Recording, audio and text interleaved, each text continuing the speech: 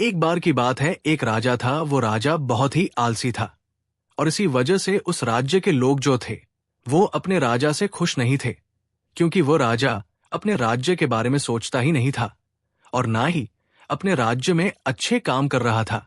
उस राजा के बस तीन ही काम थे, खाना, सोना और आराम करना।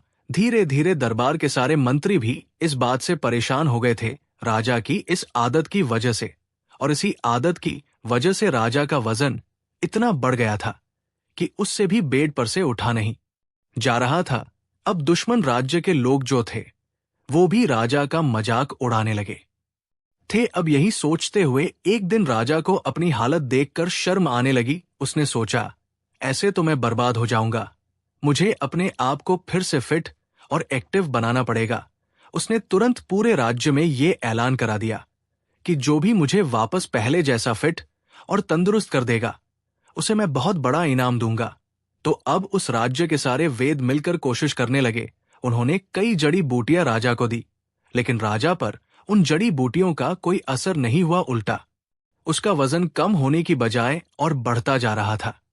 तभी किसी ने राजा से कहा कि आपको इस बिस्तर से उठकर थोड़ा चलना चाहिए, लेकिन राजा से बिस्तर से उठा ही नहीं जा रहा था। इसके पीछे एक वजह भी थी। राजा उस बिस्तर से उठने में अपना 100 पर दे ही नहीं रहा था। वो बस ये सोच रहा था कि किसी तरह कोई जड़ी बूटी खाकर मैं फिर से फिट और तंदुरुस्त हो जाऊं, और इसी तरह वक्त गुजरता जा रहा था, लेकिन राजा पर कोई असर नहीं हो रहा था। तभी एक दिन उस राज्य में एक बूढ़ा संत आता है। जब उसे ये बात पता चली कि राजा का वजन कम करना है और वो भी जड़ी बूटी की मदद से, तो संत ने राजा के सैनिकों से कहा कि मेरे पास एक ऐसी जड़ी बूटी है जिससे राजा का वजन कम हो जाएगा। बस उन्हें खुद मेरे पास चलकर आना पड़ेगा, क्योंकि मैं राजाओं के दरबार में नहीं जाता हूं, और ये जड़ी बूटी तभी काम करेंगी जब मैं अपने हाथों से राजा को खिलाऊंगा।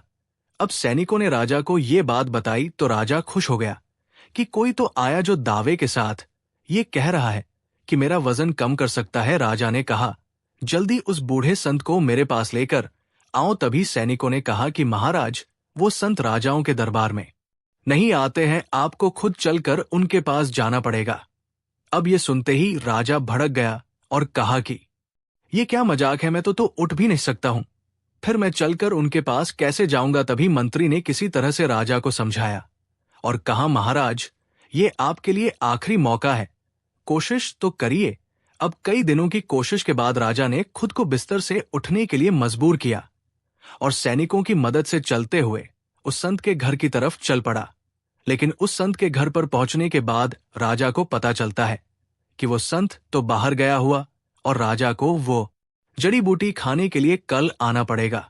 ये सुनकर राजा को गुस्सा तो बहुत आया, पर वो मजबूर था और अगले दिन फिर से वो चलते हुए संत के घर पर पहुंचा।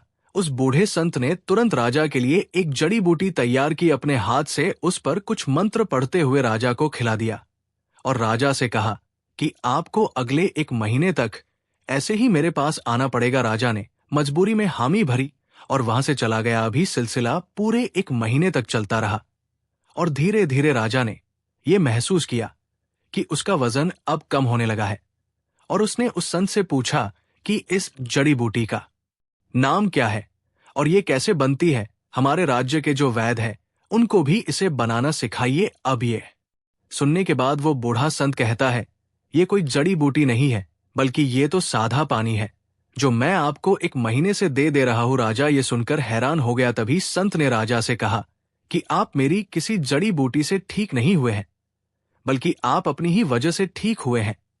1 महीने से जो आप यहां पर चलकर आ रहे हैं, ये उसी का रिजल्ट है और उसी की वजह से आप तंदुरुस्त हो पाए हैं। दोस्तों, इस कहानी से हमें ये सीख मिलती है कि जब तक इंसान पर किसी तरह का दबाव नहीं आता है या उसके जीवन में कोई चुनौती नहीं आती है, तब तक वो अक्सर आलस में डूबा रहता है। राजा की इस कहानी से हमें ये सीख मिलती है कि अगर उसे मजबूर ना किया जाता तो वो कभी अपने बिस्तर से उठ ही नहीं पाता। इंसान तभी अपने आरामदायक दायरे से बाहर निकलता है जब हालात उसे मजबूर करते हैं। मेहनत और लगातार कोशिश ही किसी समस्या का असली समाधान होता है, ना कि सिर्फ शॉर्टकट या बाहरी मदद से तो अगर आप इस कहानी को और भी लोगों तक पहुंचाना चाहते हो तो इस वीडियो को लाइक करिए ताकि